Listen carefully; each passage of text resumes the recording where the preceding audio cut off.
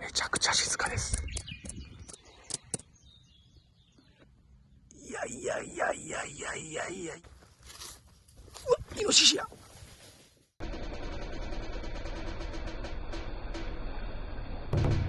はい、皆さんこんにちは、漁師正人です。さて今回なんですけど、ポツンと漁師町ということで、なんかねどっかでまた聞いたことあるような企画なんですけど、まあその辺は気にしない。はい、手っ取り早くね僕と一緒に Google Earth で見ていきましょうということで、僕の住んでるね瀬戸内海の愛媛県、そして今治市のですね沖に、はい、どんどんアップしていきますと、ここにね離島があります。離島ズームしてくると見えるこのねポツンとある島、外周はおよそ2キロないぐらい、 1.5 キロから2キロぐらいだと思います。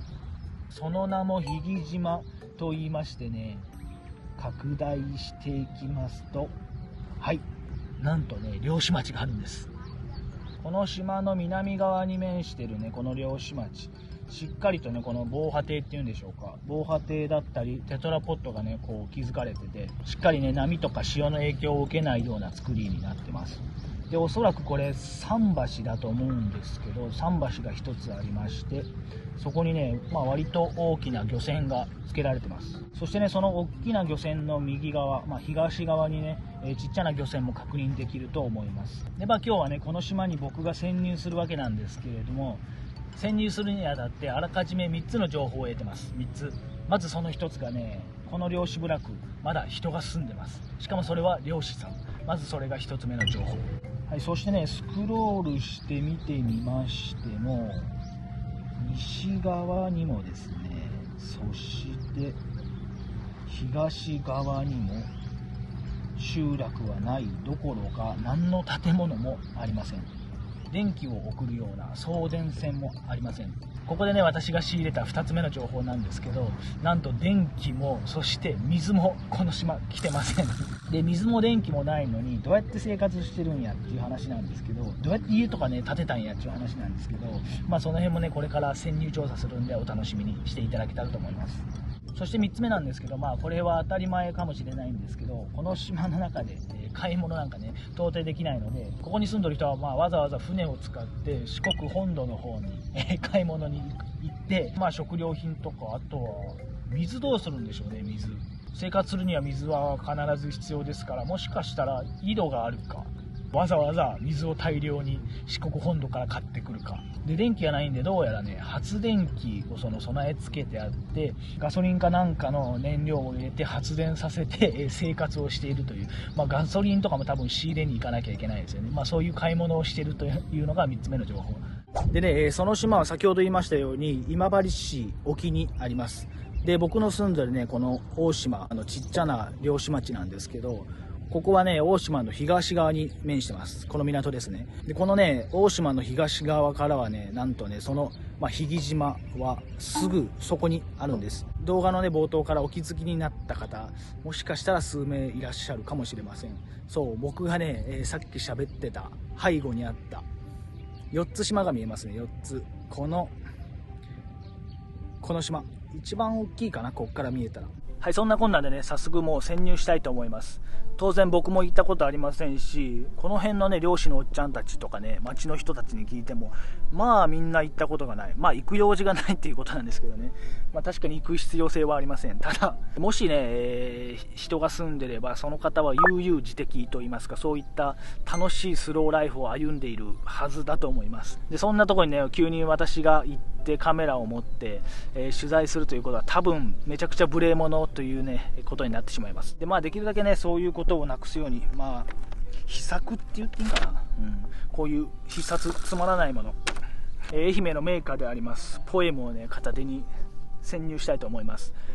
目が合った瞬間激怒されて帰れお前、愛媛弁でいねお前とか言うんですけど、そうやってめっちゃ怒られてとぼとぼ帰る映像になるかもしれません。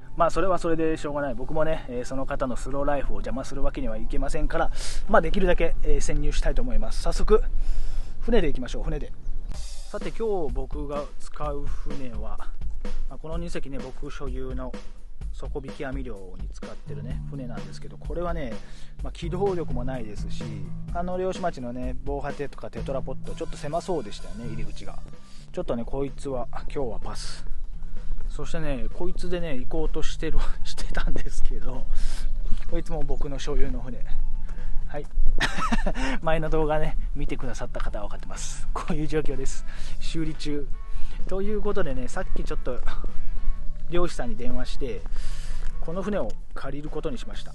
このね一番左の漁具をね積んでる網を積んでる船なんですけど、これを使います。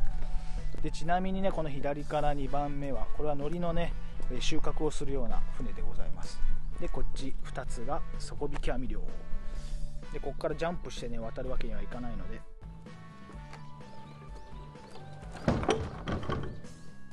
はい、このね歩みとか言うんですけど、これを反対側を電柱に縛って渡っていきましょう。これね慣れるまでは怖かったですけどね、もう慣れましたそして渡り終わったら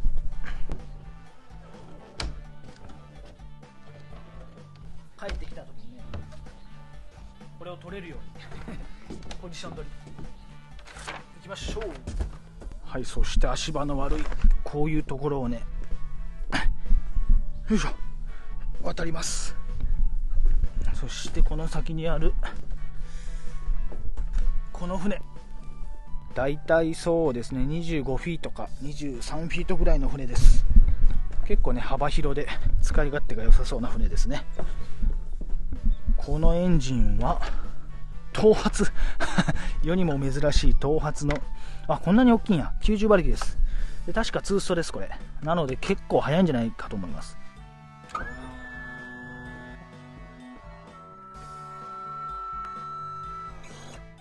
船外機の馬力が大きければ大きくなるほどこのねエンジンが大きくなるので重くなるんで、こういうねチルトモーターっていうんですけど、これで上げ下げします。そしてエンジン始動、ちょっと押しながらチョークでもう一回、チョークなしでもう一回、もう一回 OK。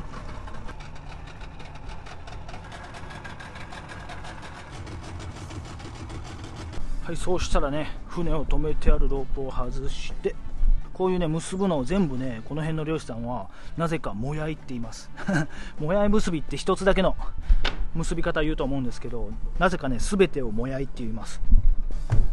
まあ漁師はね漁師の中だけのコミュニティなんで、それだけで分かればいいんで問題ないっていうことなんでしょうね。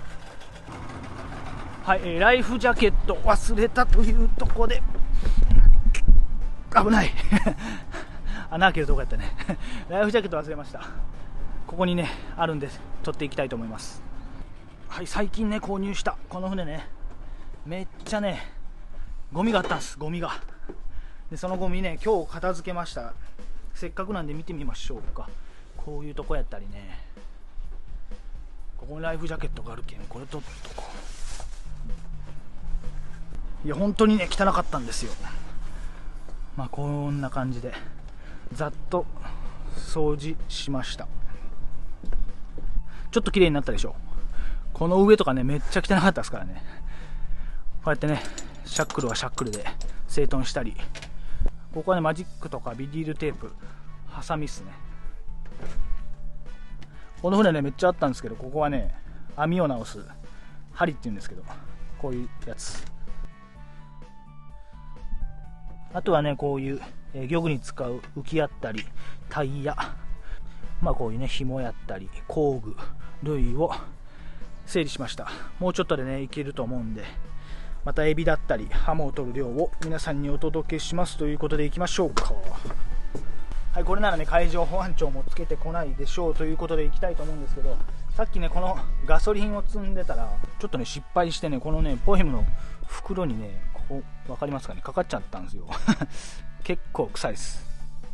まあ20分ぐらい走っとったらそれまでに蒸発っていうんでしょうか、揮発すると思うんで、まあ匂いは多分残ると思いますけど、まあもうやってしまったことはしょうがないんであんまり気にせずいきましょうということで、もやいを離していきましょう。そしてね2ストロークエンジン、馬力があってね船のスピードも速くていいんですけど、デメリットは2つ大きなのがありますよね。燃費が悪くて、そしてはいエンジン音がうるさいツーストのねエンジンは整備とかしやすくていいんですけどね、特にねこのツーストと比べてフォーストはねアイドリングがあんまり燃料食わないんですよね。なのでね、まあ皆さん知ってるかと思いますけど、釣りとかされる方はねアイドリングの時間が長いと思うんで4ストロークがおすすめです。まあ、皆さん分かってると思います。行きましょう。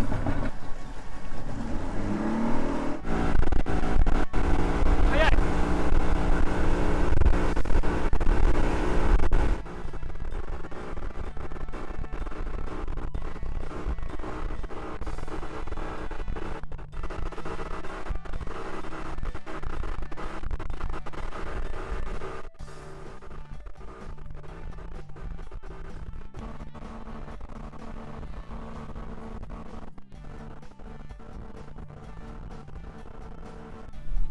はい、15分ぐらいで来れましたね。やっぱ2ストロークの90馬力の船外機速いです。風を受けて僕のちょっと若ハゲもバレそうなんですけど、まあその辺は気にせず。さて、比企島のね北側に来ました。こんな感じです。ちなみに今日はね、まあ、ベタなぎというんですけど風がなくて、それに伴ってね波もなくて穏やかな状況です。この比企島さすがですね、なんもないまあちょっとね砂浜があったり、まあ、こういうこの辺の漁師さんは石とか言ったりするんですけど磯だったり岩礁帯がちょっとあるようなこんな島。さてそれでは本題の島の南側行ってみましょう。船外機ね90馬力になったら重い舵取りが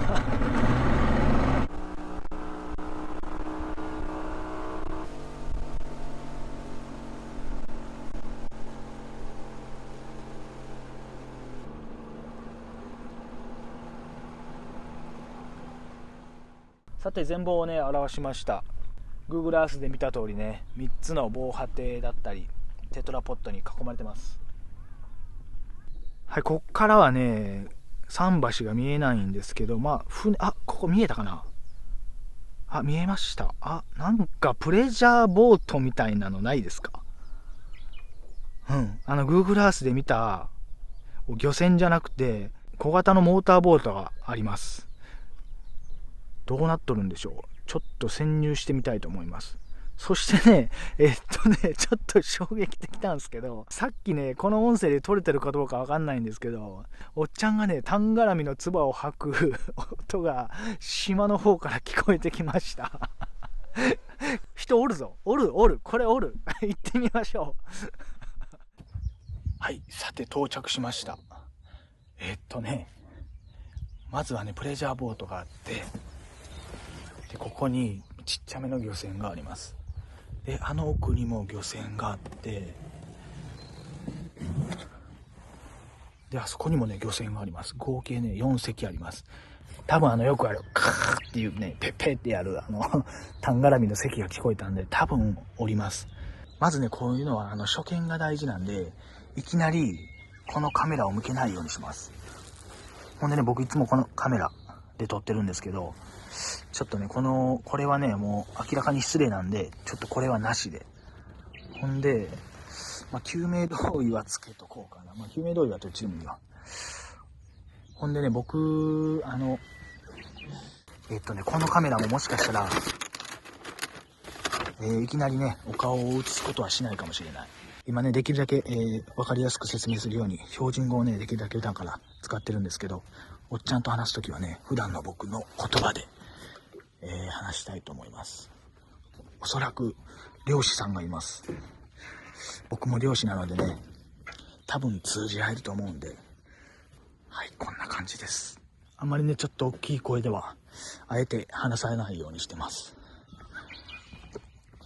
奥にはね家があって、この港は浅いです。こんな感じです。めちゃくちゃ静かです。多分、この機材 iPhone なんですけど、おそらく皆さんにも聞こえてると思います。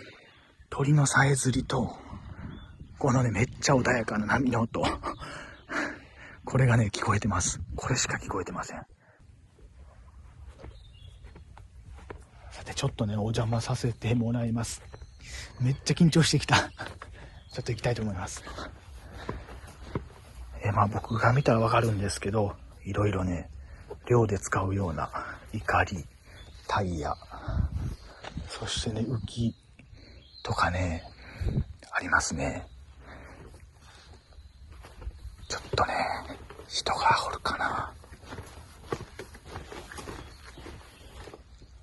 このね、なんて言うんでしょう、路地と言うんでしょうか。このね、路地の奥にはなんかね、なんて言うんでしょう、神社でもないしな、ああいったものもあります。古い建物もあります。いやー、ちょっと緊張してきた。漁具が多いですね、漁具が。やっぱり漁師さんっていう情報は本当やったみたいです。いや、めっちゃ緊張するな。俺はバレたらどうしよう。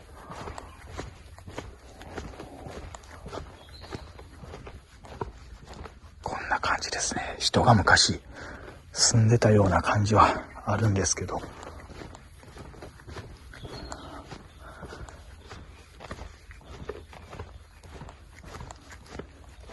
で、さっきね、僕が海の上で聞いた、咳払い以降は、人の、人影も、人の声も、今してません。僕の耳では、こっちの島の方から聞こえました。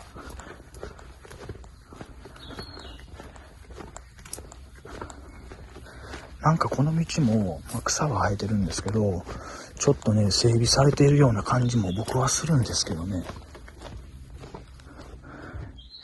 こんな感じ。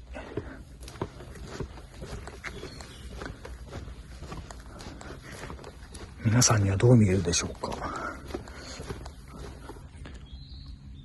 でね、あそこにあったプレジャーボート、割と新しめやったんで、おるんじゃなかろうかと思います。うわ、ちょっと待ってこれ。いや、これやばいやろ。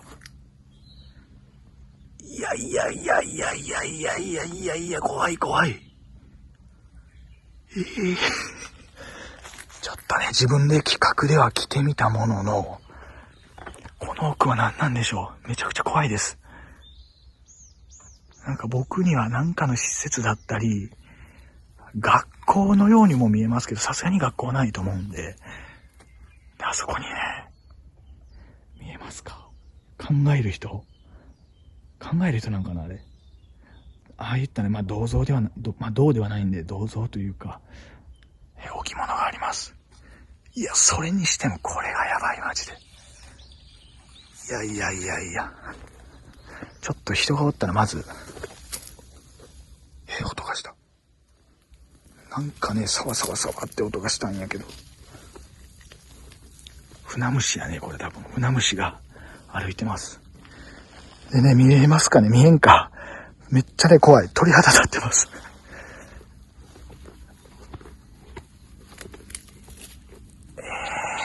何これ。なんか書いてます。あ、これはあれやね。多分、若い子たちがここに遊びに来たんかな。引島、サラサ、取ってね、鈴。映さんとこか。いった落書きもあったり。でね、僕が咳払いが聞こえたんはこっちの方やったんですけど、こういった三島神社、鳥居もありますね、鳥居も。こっちがだからここが、島の北側の西の端ですね。北側の西側って感じです。ここには三島神社、鳥居があります。神社っぽいものは、僕の目には映りませんでした。で、ここがね、なんか、さっき見た学校の橋側なんですけど、いやー、なんや、ここは。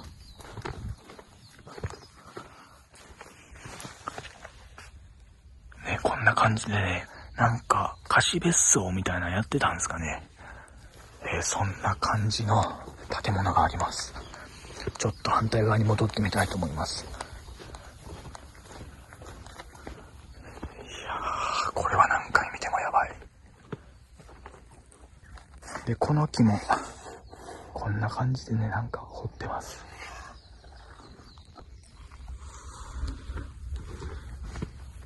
もしかしたらここにいてる人も僕に気づいて出てこないのかもしれない。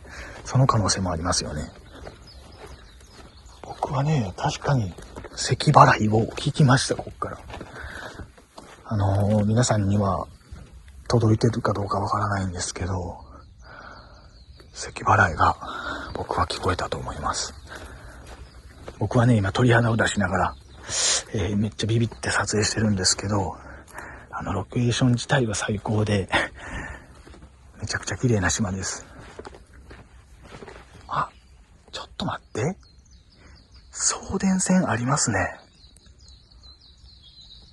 電線があります。でも最初に言ったように島の外からは来てません。はい、だからどっかになんか発電するような施設があって、その発電施設から多分各施設を繋いでいる電柱やと思います。で、あそこにはね、テレビのアンテナみたいなのもありますね。で、奥の家はね、瓦が完全に潰れちゃってます。あそこには住んでないと思います。で、人が住んでる、気配と言いますか、その建物がないんですよね。瓦が全部ボロボロ。こっちのね、東側にはなんかあるんやろか。アジサイは咲いてます。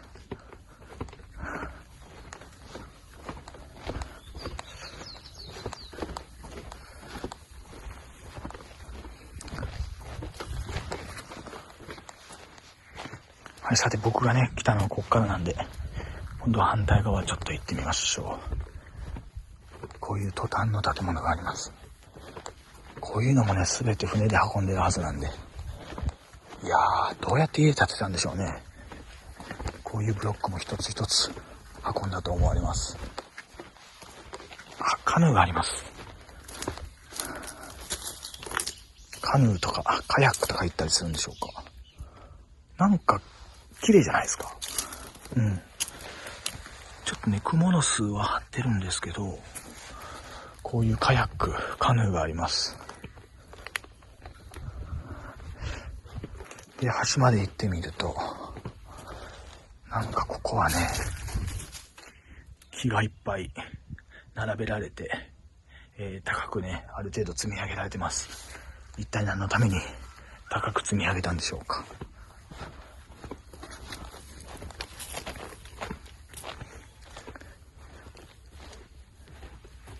これはね、僕漁師してるからわかるんですけど、魚を入れる地獄かごとか言ったりするんですけど、各地方でいろいろ名前は変わると思います。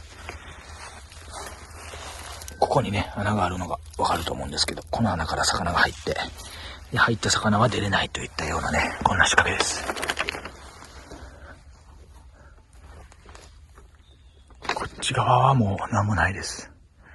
おそらくこれは人住んでないですね。でね、ここに脇道があります。こんな感じで。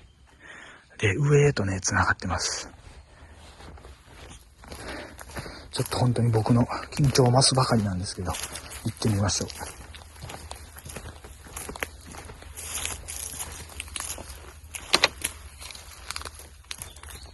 いやー、こんな感じですね。ちょっとね、踏み入れてね、いろいろ取材はしたいんですけど、ああいうとこにもね、人の家ですし、あんまり映せません。おそらくね、住んでないと思うんですけど、その辺はね、ちょっと、配慮したいと思います。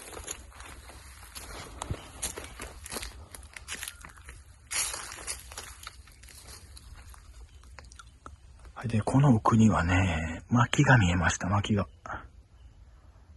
薪はあるんですけど、この道ですね。薪までの道が、人が通ったようなね、最近通ったような感じではないので、大昔にね、使われてた薪やと思います。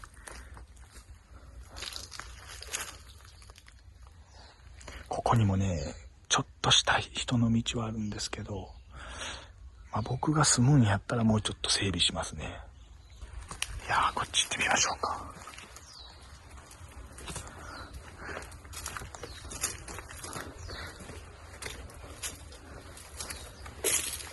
だいぶ急勾配ですね。ほんでね、ここはなんか施設があるんですけど、さすがに開けるわけにはいかないんで、なんか字が書いてます。ひぎ発電所かな。ここのね、島の名前、ひぎという言葉が使われてます。ひぎ発電所です。いやー、やっぱりありましたね、発電所。発電車の横にね、こういうのがあって、びっくりした。もうね、鳥が飛んだだけでビビる。発電車の横にはこういうのがあってね、多分これはね、燃料入れるタンクやと思います。さて、もうちょっと上に行ってみましょう。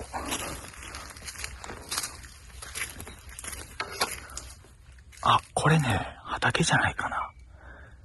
柑橘系のみかんとか、そういう畑やと思います。ちょっと人が入ってる感じがあります。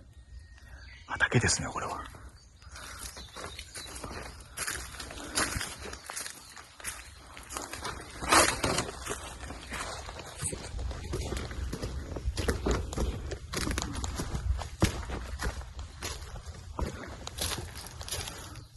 さて、ちょっと上に来ましたら、3サロになってます。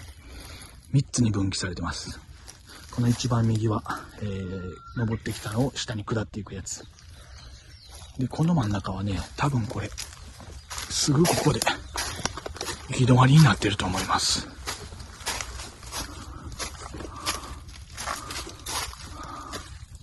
はい、これね。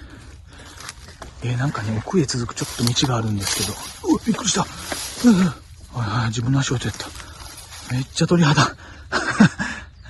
奥にね、行けるんですけど、ちょっとここは、後で行こうかな。まずは左側。でね、ここにね、足跡みたいなのもありますよ。いや、マジ怖い。一人で来るんじゃなかった。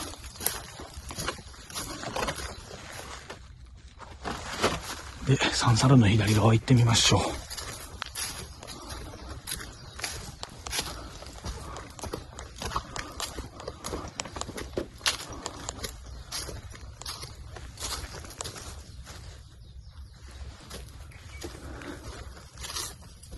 イノシシや。うわー、びっくりした。ちっちゃいイノシシがおった。マジ鳥肌。はい。俺これ行くわ。ちっちゃいね、イノシシがいました。マジかよ。僕は果たして一体これ何をしてるんでしょうか。クモの巣をくぐりながら、イノシシにビビりながら、前人未到の水もない、電気もない島に突撃しております。潜入しております。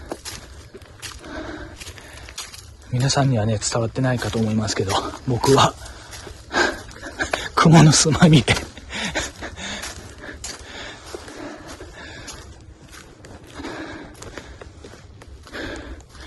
いやー、なんかで蚊に刺されて僕の腕も痒くなってきました。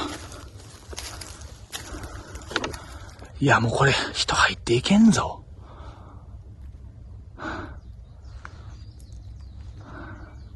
いや、ちょっとこれ断念します。ごめんなさい。いや、行こうかな。もうちょっと行きます。ちょっとせっかくなんで。行ってもほぼ雪でもありですね。はい。この先にね、なんか民家があったり施設があったりっていうことはないと思います。なのでちょっと折り返したいと思います。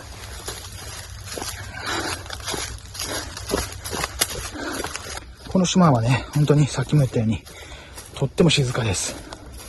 で、周りがね、海で囲われているので、今現在も周りでね、釣りをしている船の移動するエンジン音は、僕の耳には届いてます。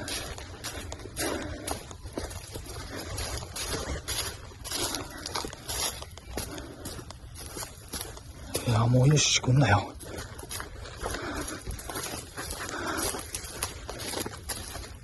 や、これほんま、一人で来るとこじゃないっす。三皿の一番左をちょっと戻りまして。これが真ん中やったっけ？違うな。こっちにもちょっと分岐がありますね。あ、イノシシがおったとこや。いや、ここはやめよう。そうや。ここはやめよ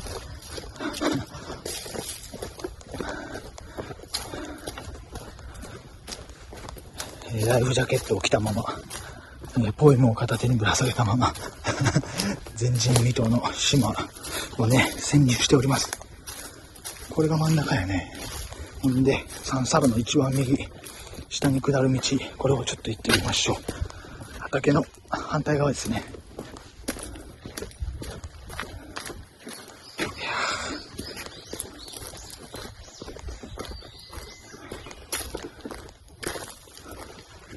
この畑はちょっと整備されてるんじゃないでしょうか。なんかちょっと人の住んでるような気配が出てきました。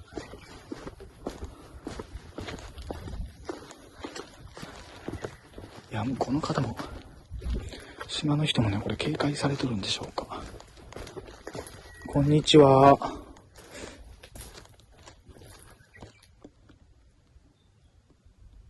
ちょっとここはね、人の住んでる感じがします。こんにちは。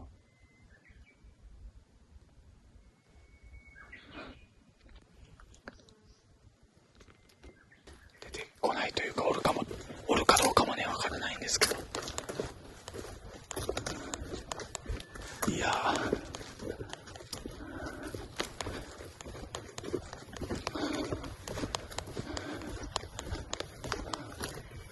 はい、これからね、とりあえず見れるところは見て回ったので、元来たね、桟橋に戻りたいと思います。はい、桟橋の方まで戻ってきました。少しずつではありますけど、僕もね、ちょっと慣れてきて、大きい声で喋ろうとしてみます。なんかね、ここにね、人が住んでそうですね。ここが一番綺麗。このね、桟橋から上がったね、一番最初の大きい家。ここがね、一番なんか人っ気があって、この辺に住んでいそうな感じはするんですけど、人の姿をね、残念ながら発見することができませんでした。ちょっと桟橋戻りましょうか。もう一回だけ声かけてみます。こんにちは、すいません。お邪魔します。はい、出てきませんでしたね。はい、今ね、桟橋の方に戻ってます。もしかしたらというか、多分本当に咳払い。この島から聞こえたと思うんですけどね。もし人がいらしたら、多分どっかから、僕のことを今もしかしたら見てるのかもしれません。はい、といったところでですね、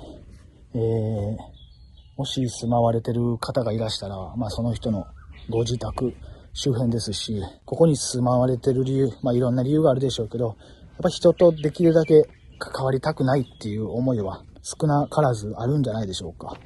ということでね、ここで、悠々自適に、暮らされていると思います。ここにね、ある船もボートも新しいし、使用感もあります。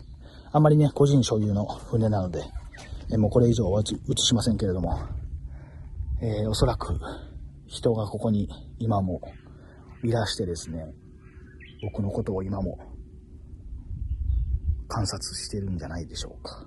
はい、残念ながらですね、人の姿確認することできませんでしたけれども、ここのね、人の暮らしを、邪魔するわけにはいきません。ちょっと一旦離れましょうか。はい、少し今離れました。今現在もですね、人の姿は確認することができません。ただね、やっぱり気がかりなのは桟橋の左側につけてあったボートがね、使用感があったのと、家の方もですよ、割と整頓されているようなとこもあって、おそらくあん中に人がいたんじゃないかなと僕は思います。そして最初の咳払い。あれはね、確かに僕は、島から聞こえました。できればですね、おそらく漁師さん、あれは漁師さんです。に会って、ここにね、なんで住まわれてるのかとか、あとはその生い立ちですよね。ご家族とかね、あとはお子さんがいらっしゃるとか、あとはどんな漁をしてるとか、そのね、漁の様子とかもね、お届けできればよかったんですけど、その辺がね、カメラに撮れなかったことはちょっと残念なんですけど、それでもですね、普段絶対皆さんが見れないようなとこを、映せて、お送りできたことは、これは良かったんじゃないかと思います。ただですね、僕は入った後に言うのもなんなんですけど、その方のね、生活に支障をきたすようなね、ことはしたくないので、もうささっと潜入時間は15分20分ぐらいだと思います。もうこれぐらいに済まして、帰りたいと思います。はい、ということでですね、今回は愛媛県は今治市の日木島から、ポツンと漁師町をお送りしました。またこの企画自体はね、やりたいと思います。どっかポツンと漁師町探して取材に行きたいと思います。はい、ということで、次回ね、また次の漁でお会いしましょう。ちなみに最後に、ここから日木から見える最高の景色、見せましょうか。こんな感じですね。こっちが今治国際ホテルとか見えますね。これもですね、平地島という、これは確か住んでないです。平地島という島ですね。でこっちになったら、あとはね、もうずっと向こうの方に、行けば香川県ということになります。ということで、今日は日木島からお送りいたしました。ではまた次の漁でお会いしましょう。バイバイ。